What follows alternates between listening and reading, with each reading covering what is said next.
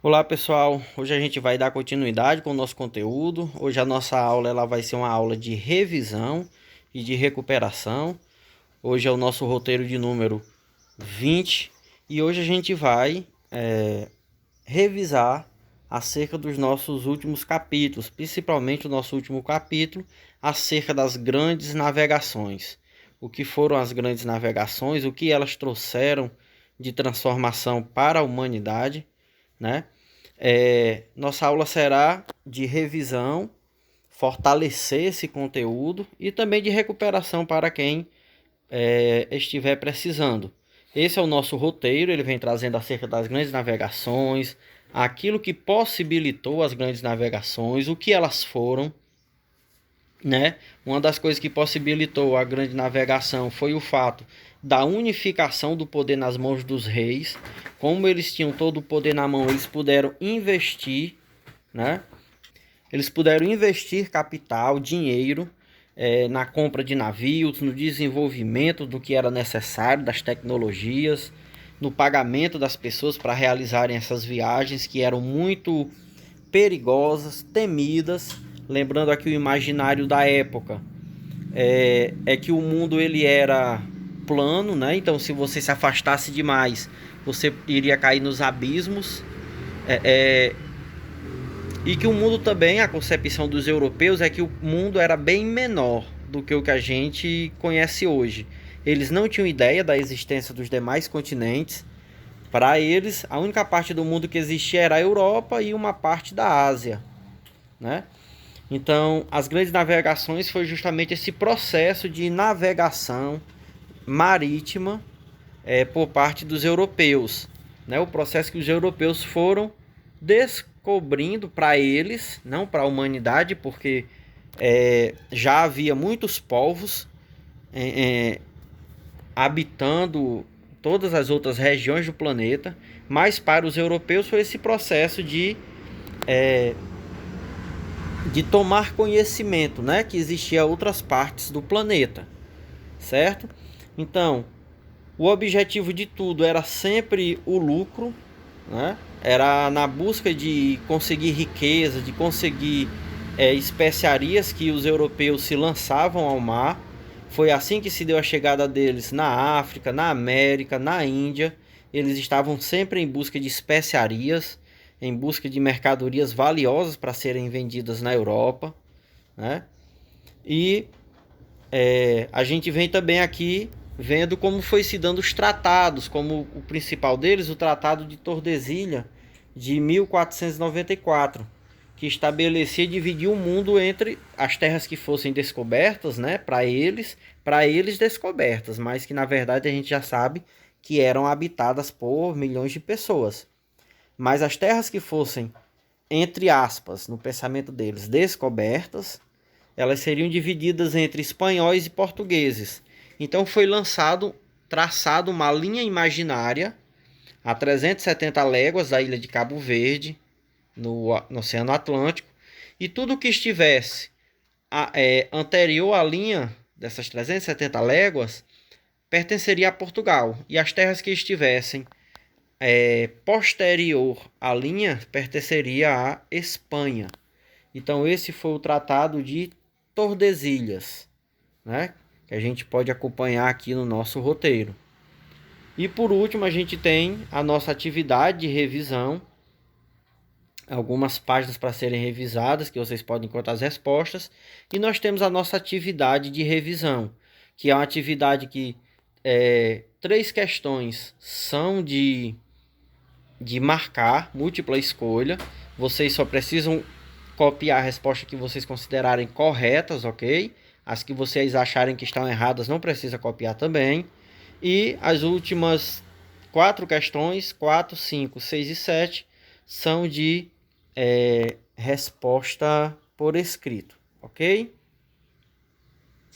Reforçando, gente, que essa concepção de que o mundo ele era plano e era bem mais limitado o tamanho dele, aqui a gente pode ter uma base disso, era a ideia dos europeus, ok?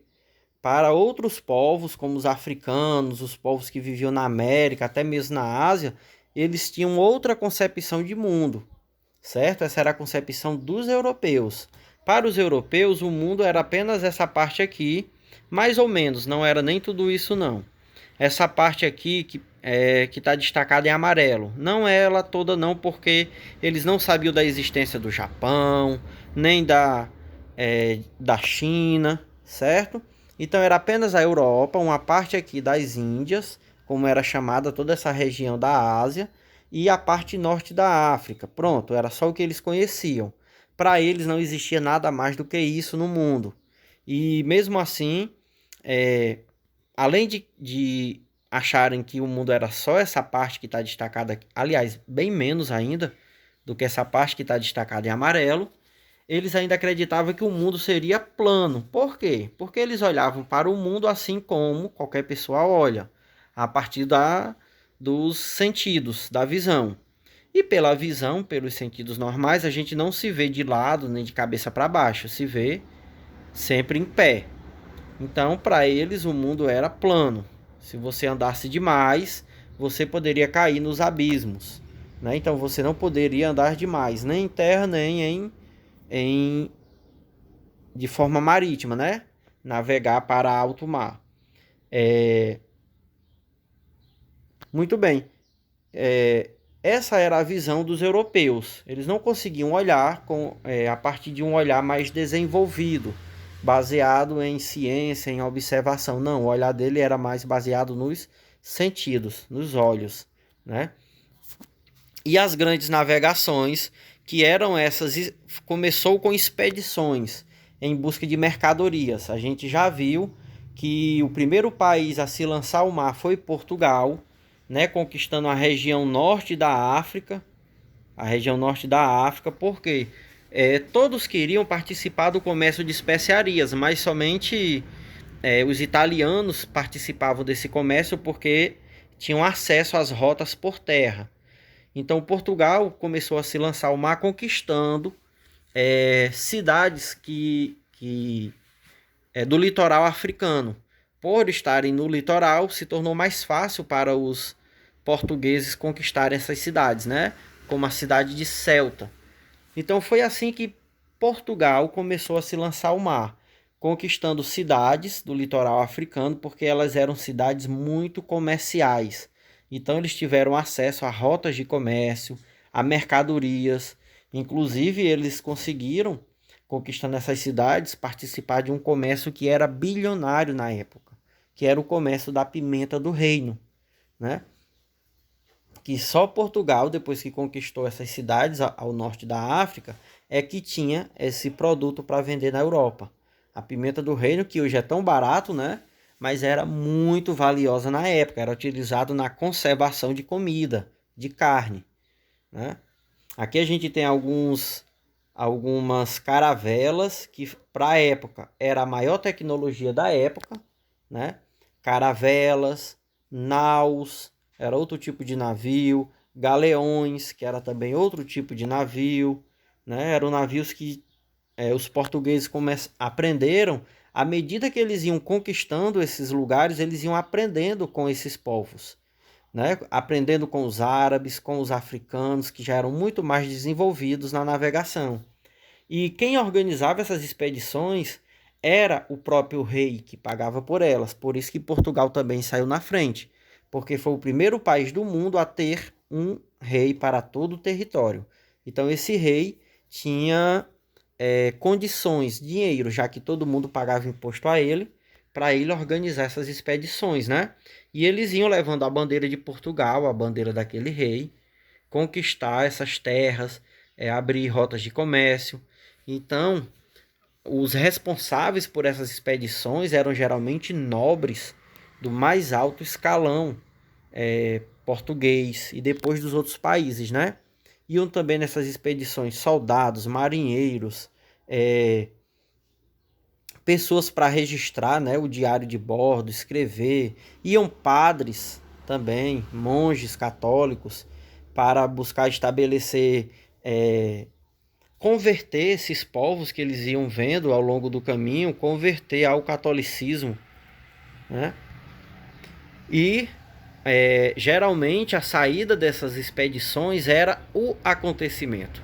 né? Milhares de pessoas. Imaginem só vocês, é como se fosse hoje a expedição de uma nave saindo da Terra para outro planeta, né? Era nessa escala. Todo mundo queria participar, queria ver, né? Todo mundo queria participar, queria ver. Era o acontecimento.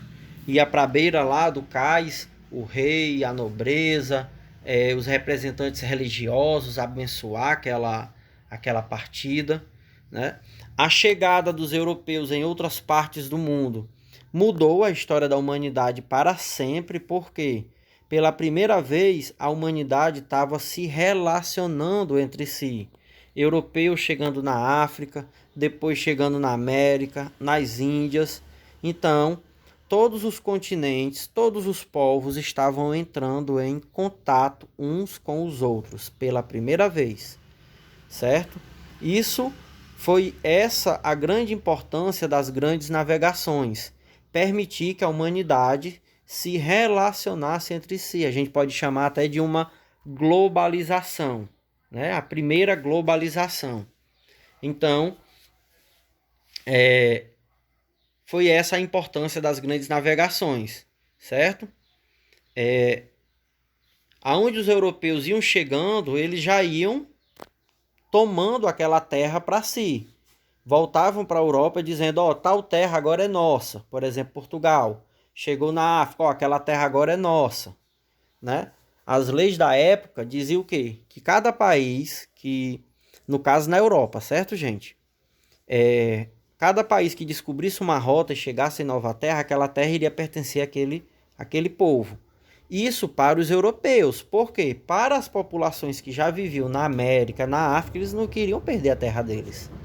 É por isso que houve muita guerra entre os europeus e as populações que já viviam nessas terras. Os europeus levavam uma certa vantagem, por quê? Por causa da utilização das armas de fogo, canhões, mosquetes. Eles levavam grande vantagem devido a isso, então eles conseguiram expulsar as pessoas das terras, escravizar aqueles que eles conseguiram tomar, ficar, né? E eles obrigavam todo mundo, você está vendo aqui algumas pessoas ajoelhadas, eles obrigavam todos a abandonarem a sua religião, e vocês estão vendo até aqui um frei com uma espécie de cruz na mão, né, em pé, e todos a cultuarem apenas o Deus católico, né, o Deus cristão. Aqui mais uma imagem onde eles chegavam, sempre erguiam um cruzeiro, né, e buscavam obrigar os povos nativos a cultuar o Deus cristão e abandonar os deuses deles, certo? Eles tinham os outros povos do mundo como sendo bárbaros, como sendo sem evolução, certo? Então eles tinham um sentimento de superioridade. Eles viam os indígenas, os povos nativos da América, como sendo povos bárbaros, sem nenhum tipo de desenvolvimento. Então eles tinham uma visão muito preconceituosa, certo? E uma das importâncias, além da globalização, foi mudar a própria ideia do ser humano de mundo. Essa era a ideia que os europeus tinham, por exemplo, de mundo, que seria um mundo plano, achatado, né? Então, isso fazia parte do imaginário na época, na Europa. Se você se afastasse demais, você poderia cair nesses abismos, olha só, né? Então, tanto por terra como por mar, você não poderia se afastar demais. Você não poderia ir de encontro aos limites do mundo, porque você poderia cair no abismo, como vocês estão vendo aqui nessa imagem. Essa era a ideia dos europeus, lembrando bem, porque outros povos da América, da África, já tinham um desenvolvimento intelectual, científico muito maior do que na Europa, né? Então as grandes navegações trouxeram essa mudança também na forma de compreender o planeta. Depois das grandes navegações, que eles passaram a navegar e a circular o planeta, eles tiveram a comprovação de que o planeta Terra ele tem uma forma arredondada, esférica, oval, e não plana, achatada como eles pensavam antes. né? Isso também foi graças às grandes navegações, que trouxe esse conhecimento para eles, né? No nosso livro, a nossa aula hoje ela vai da página 96 até a 105, certo? Que é a parte do livro que pega sobre as grandes navegações, que é o nosso quinto capítulo, né? Deixa eu abrir aqui. Pronto. O nascimento do mundo moderno. Esse período chamado modernidade, ele vai começar a partir das grandes navegações, porque elas vão trazer uma nova ideia de planeta, de mundo e de humanidade para a Europa. Eles achavam que o mundo era bem pequeno e era plano, né? De repente eles começaram a perceber e a descobrir que havia muitos outros povos no planeta. O planeta era muito maior e era arredondado. Ele não era plano como se imaginava antes. Então essa mudança na forma de pensar e de compreender o mundo é aí que a gente tem o início, né, da modernidade. E os europeus, apesar de não serem cientificamente, intelectualmente o povo mais bem desenvolvido, mas eles tinham uma vantagem na questão da guerra, por usar armas de fogo. Então, eles conseguiram conquistar, derrotar outros povos que eram muito mais inteligentes do que eles na questão científica, mas, como eles conquistaram, eles ficaram com um sentimento de superioridade diante desses povos. Chamavam os povos de bárbaros, né? Nas ideias dos europeus na época, inclusive, existiam monstros marinhos gigantes, né? Mas os europeus eles eram impulsionados, né, pelo sentimento de riqueza. Eles queriam que participar do comércio de especiarias, que eram as mercadorias que existiam além da Europa, fora da Europa, e eram muito valiosas. Açúcar, café, pimenta do reino, gengibre, noz, perfume, ouro, seda, diversas outras, tulipa, eram mercadorias muito valiosas. Então era esse o sentimento que os europeus tinham, de enriquecimento. Então eles, mesmo acreditando nesses perigos, eles se lançaram ao mar, e a gente tem algumas expedições que marcaram a história da humanidade, como por exemplo a de Bartolomeu Dias, que saiu de Portugal e chegou até o Cabo da Boa Esperança, na África do Sul. Aqui ele voltou para Portugal e a partir daí os portugueses perceberam que dava para o mundo já não se acabava em Cabo Bojador, que eles imaginavam, e dava para chegar até o fim do continente africano e, quem sabe, se não dava para subir novamente, chegar até a Índia, né? Então essa expedição ela foi muito importante para os portugueses por isso. Tanto é que eles organizaram outra expedição com o navegador Vasco da Gama, que ela já tinha essa missão, né? Ele saiu de Portugal, chegou até o Cabo da Boa Esperança, foi subindo novamente até chegar na Índia, encheu os navios de especiarias e retornou pelo mesmo caminho novamente até Portugal. Então foi na ideia dos portugueses, eles tinham descoberto, criado uma nova rota para as Índias, que agora era pelo mar, pelo oceano. A gente tem outra expedição que foi a de, aqui pela ordem, Cristóvão Colombo, de verde.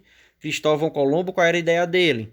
De que o mundo seria assim, arredondado, dava para ele sair da Espanha, atravessar o oceano, chegar na Índia pelo outro lado, encher os navios de mercadoria, retornar, né, para a Espanha novamente, porque o mundo seria redondo. E aí ele foi financiado pelos reis da Espanha, mas ele acabou chegando na América, um continente que os europeus não conheciam. Ele achou, inclusive, que tinha chegado na Índia. Por isso que ele chamou a população nativa de índios. E até hoje a gente repete essa palavra, né? Índio. Mas é uma palavra errada. Então foi aí que se deu a chegada dos europeus, no caso de Cristóvão Colombo, na América. Qual era o verdadeiro intuito dele? Chegar na Índia, né? Criar uma nova rota para chegar às Índias. Então foi até de forma acidental. A mesma coisa Pedro Álvares Cabral. A missão de Pedro Álvares Cabral era a mesma de Vasco da Gama, chegar até a Índia e voltar para Portugal. Mas, em determinado momento da rota, ele se distanciou, até que chegou em Porto Seguro, que hoje fica em Salvador, na Bahia. Então, foi assim que se deu a chegada dos portugueses nas terras que hoje são o Brasil. Na verdade, ele estava a caminho também das Índias, né? Tanto é que ele continuou a viagem para a Índia, encheu os navios de mercadoria e voltou para Portugal, certo? A chegada no Brasil também foi, podemos dizer assim, inesperada, ou até talvez de forma acidental. O intuito, a missão de Pedro Álvares Cabral era chegar nas Índias. O intuito de tudo, gente, sempre era o lucro, né? Sempre era o comércio. E Fernão de Magalhães, que foi o primeiro navegante a circular o planeta navegando. Saiu da Espanha, veio para a América, atravessou o Oceano Pacífico, voltou pelo Oceano Atlântico, passou pelo Cabo da Boa Esperança e voltou novamente para a Espanha. Ele foi o primeiro navegante a circunnavegar o planeta, né? Aqui são as expedições mais conhecidas desse momento. Uma das coisas que ajudou bastante ao acontecimento das grandes navegações foi o fortalecimento da figura do rei. Antes, cada região tinha seu rei, mas eles não tinham poder, né? Então foi com a ajuda da burguesia que queria lucrar mais. Então ela queria que houvesse só um dono para as terras, né? Que ela ia ter que pagar só um imposto, ao invés de pagar um imposto para cada feudo que ela passava. Então seria só um único imposto, uma única estrada, tudo seria mais fácil. Então a burguesia começou a apoiar o poder dos reis e os nobres também. Por quê? Os nobres recebiam pensão por parte do rei, era protegido. Então todos apoiaram que o rei deveria ser o senhor governante daquele território. Foi assim que surgiu os primeiros países da modernidade. E era o rei que organizava essas expedições, né? Porque era o rei que tinha o dinheiro para isso. Primeiro país moderno a surgir foi Portugal, depois veio a Espanha, depois veio a Inglaterra e a França, né? O caminho marítimo para as Índias. Hoje, Índia é um país, mas na época eles chamavam de Índias toda a região do Oriente, que pega Japão, China, Índia, uma parte da África também. Chamavam toda a região de Índias. Era onde havia as especiarias mais valiosas, como a seda, que eram muito valiosas na Europa, né? Então, o intuito de todas as grandes navegações era descobrir uma rota para as Índias. Porque o único caminho que existia era por terra.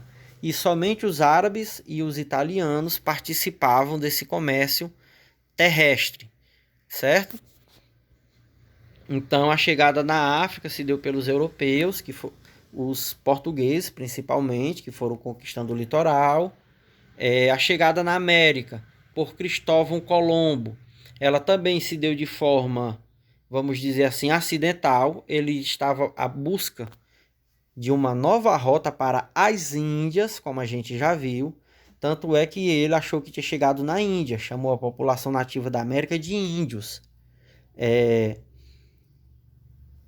Então era esse, né, o intuito dos europeus. E por isso também que eles eram tão violentos.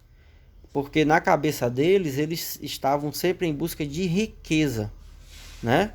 Então eles chegavam na América, então eles tinham o intuito de quê? De preservar a cultura local? Não, eles estavam querendo enriquecer, certo? Então eles queriam a todo custo tirar a riqueza desses povos. Muito importante. Durante todo esse momento surgiu um conflito entre Espanha e Portugal. Foram assinados 2 tratados. O primeiro, que foi a Bula Intercoetera, não foi aceito por Portugal, porque Portugal ficou se sentindo lesado, prejudicado por esse tratado. Aí no ano seguinte foi assinado outro tratado, que foi o Tratado de Tordesilhas.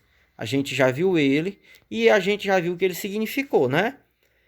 A partir das ilhas de Cabo Verde, no litoral, no Atlântico, no litoral da África, foram contadas 370 léguas.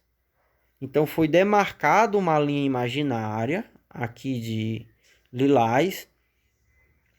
Tudo que estivesse anterior a essa linha pertenceria a Portugal. Tudo que estivesse a posterior dessa linha pertenceria à Espanha. Esse foi o Tratado de Tordesilhas, certo? A chegada às Índias por Vasco da Gama em 1498 também o intuito era estabelecer uma nova rota para o comércio de especiarias, nesse caso aqui para Portugal, né? E a chegada de Pedro Álvares Cabral ao Brasil também estava nesse contexto. Ele, na verdade, estava a caminho das Índias, em 1500. Se distanciou, a gente não sabe o porquê, mas ele se distanciou bastante, né? Algumas pessoas acham que ele até já sabia que deveria haver terras nessa região. Então, ao chegar em Porto Seguro, na Bahia, ele mandou um navio de volta para Portugal, avisar que tinha descoberto uma terra nova. Olha a palavra, descoberto, né? Apesar de já haver milhões de pessoas morando aqui. E ele seguiu para a Índia novamente, depois voltou para Portugal, né? Então, só para a gente ver de que forma, qual era o contexto que se dava quando ele chegou ao Brasil. Era o contexto esse de em busca de novos mercados, do enriquecimento, né? Isso vai ajudar muito para a gente a compreender a sede que eles tinham de riqueza. Por isso que eles eram também tão violentos com os povos, porque queriam dinheiro, enriquecer, né? Então eles foram muito violentos com os povos nativos, mataram milhões de pessoas, escravizaram outros, né? Mas porque o intuito era sempre esse do enriquecimento, ok?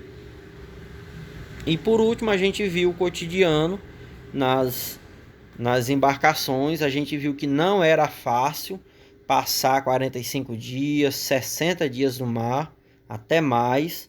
A água, a comida, tudo isso ficava perecível, apodrecia, né? Então havia muitas doenças, a alimentação ela era muito frágil. A gente viu a questão do escorbuto, lembram? O escorbuto é a falta de vitamina C no sangue da pessoa, então ela começa a ter hemorragia. E onde tem hemorragia, a carne, principalmente na gengiva, ela vai desaparecendo. Então a pessoa vai perdendo os dentes, vai ficando com a boca cheia de úlceras, né? Havia também infecções, peste bubônica, a partir da pulga do rato, né? Como a gente viu. Então muitos morriam nessas viagens, a gente viu isso. Então não era fácil o cotidiano nas grandes navegações, essas tripulações. O número de mortes era muito grande, né? Isso só na viagem, né? Então, pessoal, esse que é a página 105, né? A 106 tem um pouco os mapas, como eram limitados na época, né? Eles não tinham uma boa ideia de como seria assim realmente o tamanho dos continentes, das terras. Os mapas foram cada vez mudando mais, né? E na página 107 a gente finaliza, né, também com essa questão dos mapas, que é as transformações cartográficas. A cartografia é justamente o estudo dos mapas. E a gente finaliza aqui a nossa revisão do capítulo, que também é de recuperação para alguns. E a gente volta agora para o grupo da turma para fazer a nossa atividade de hoje, ok?